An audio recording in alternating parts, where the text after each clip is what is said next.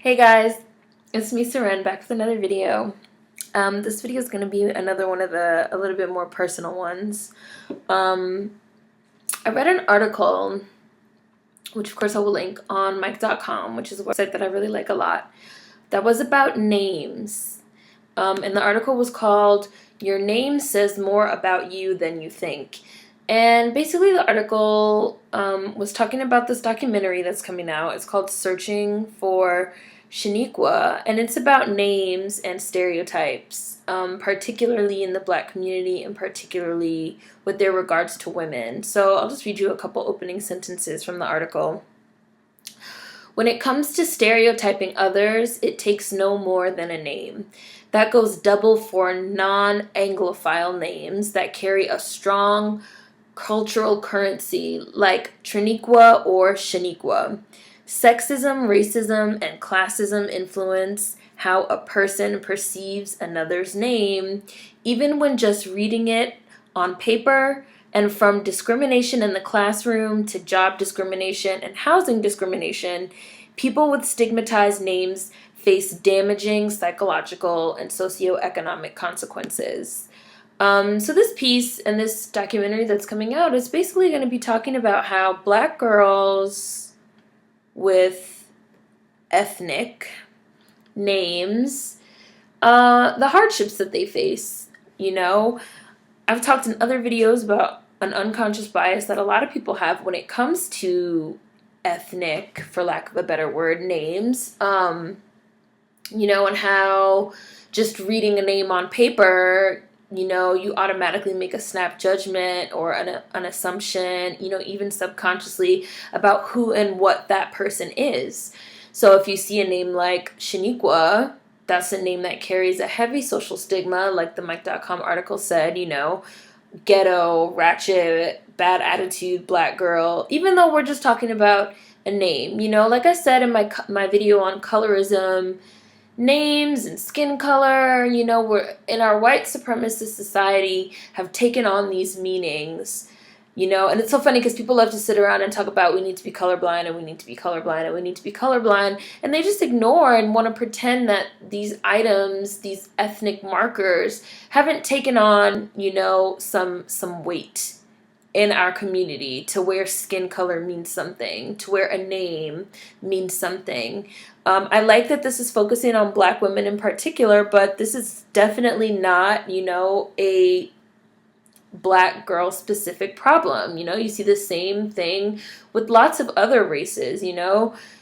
Someone with a name like, Rayanch might be seen a certain way. José might be seen a certain way. And that's just because we live in a white supremacist society, really, where anything that's non-Anglophile, as they said, anything that's not white, is seen as other and carries this social stigma, and this goes back centuries and centuries and centuries. This goes back to when they brought the slaves over here and they forced the slaves to stop using, their African names, and they gave them an American Anglo-Saxon name with their white owner's last name. We've all seen that famous scene in Roots where he's whipping him and he's telling him, your name is Toby, your name is Toby, your name is not Kunta, your name is not Kunta Kinte, your name is Toby, Toby, Toby, And that's why you have so many Black people that have the same last name, because we're fucking carrying still to this day the last name of our white oppressors, the white people that owned us. They gave us these names.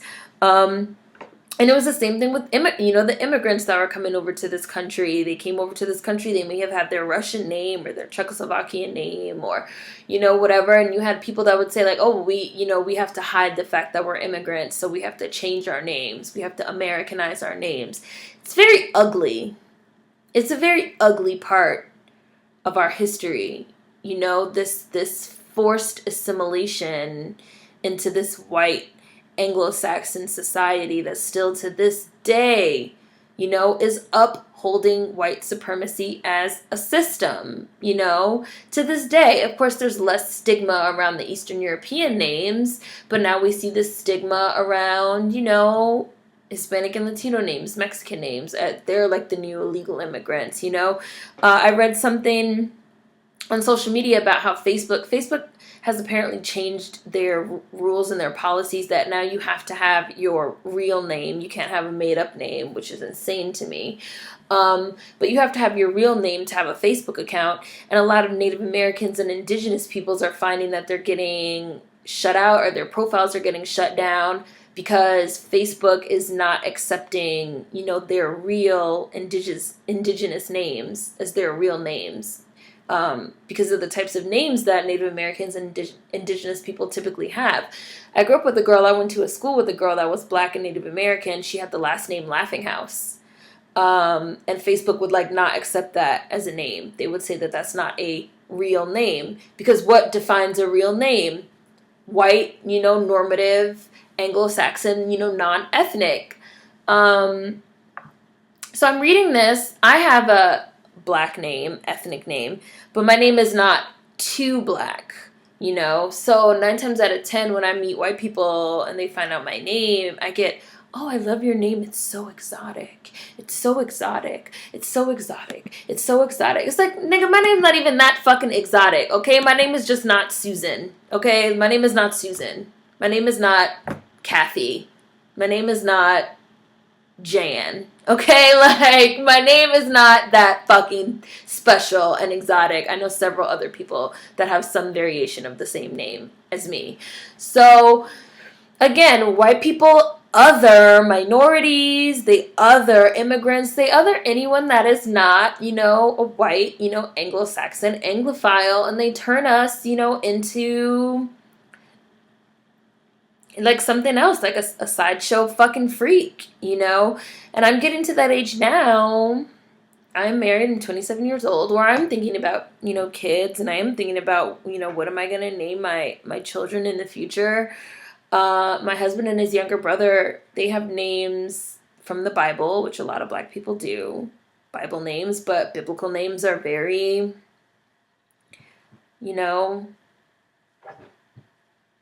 white passing, a lot of them.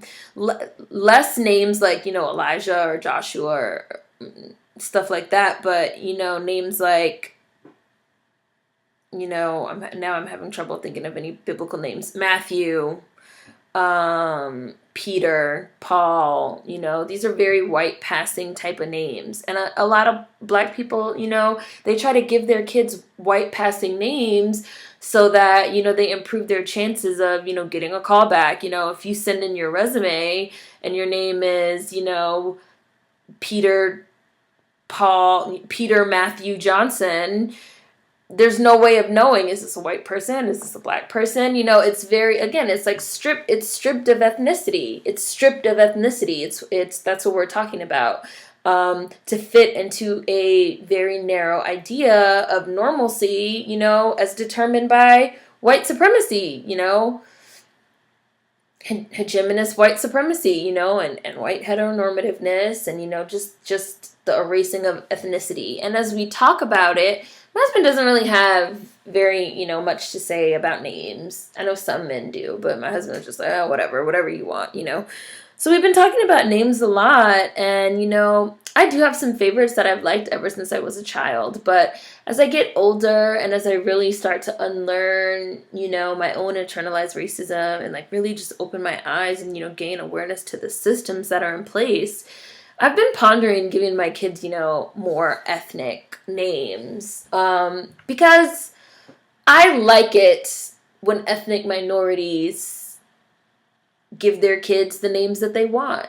I like hearing about names like Shaniqua or Triniqua or Cubans and Janae, or Malika or Malia, because there's, like I said, we've gotten to the point now where a lot of European and Eastern European names have become more normalized. So no one bats an eyelash at a name like Gyllenhaal, or Tchaikovsky, that they've kind of been assimilated into our culture, but there's still this, pause when you hear about an ethnic minority name of a black person or Hispanic or a Middle Eastern person, definitely, or an Indian, you know, there's still a pause, like, oh, you know, and then there's this, you know, wanting to give them a nickname of, oh, well, I'll just call you Annie.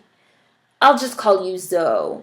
You know, I'll just call you this. I'll just call you that. Like, no, call me by my name like I call you by your name, you know? And I like it when we as minorities give our kids the names that we want, you know? I like that black people make up names for their kids, you know? If you want to name your kid fucking Marshawn, I love it. I love it, you know? I love that this white supremacist society keeps trying to, you know, snuff us out really and force us to assimilate, and we just keep on doing what we want. I love it, you know? I love it when black people give their kids African names. I grew up with some friends whose parents were very Afrocentric, and they all got African names. Four of them, five of them. And my friends, you know, gave her son, she recently had a baby, she gave her son an African name, and I love that, you know. I like when black people give their kids African names. I like when they give their kids names that, you know, mean something.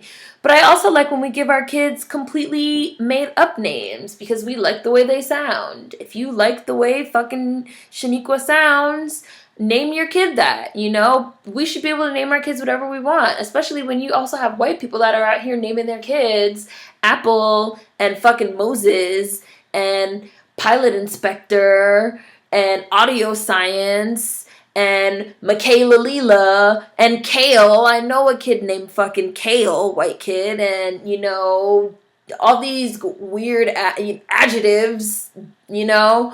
So it's like, name your kids whatever you want, but like those adjectives and shit are seen as like hip and edgy because they're white. But when we name our kids what we want, it's like ghetto and ratchet because we're black. That's racism. That's white supremacy. And it's so funny how these things are so interwoven into our daily lives and into our society that you don't even think about it. You don't even think about it. When you hear about a white person naming their kid Apple or Moses, you just be like, oh, that's stupid. But you would never say, like, that's ratchet. But when you hear about a black person naming their kid something, people will say, oh, that's ratchet. But they don't think they're being racist. They don't think they're buying into a white supremacist system. That's how, you know, ingrained and normalized it is in our culture. So I'm just really getting to the point where I feel like, name your kid whatever you want.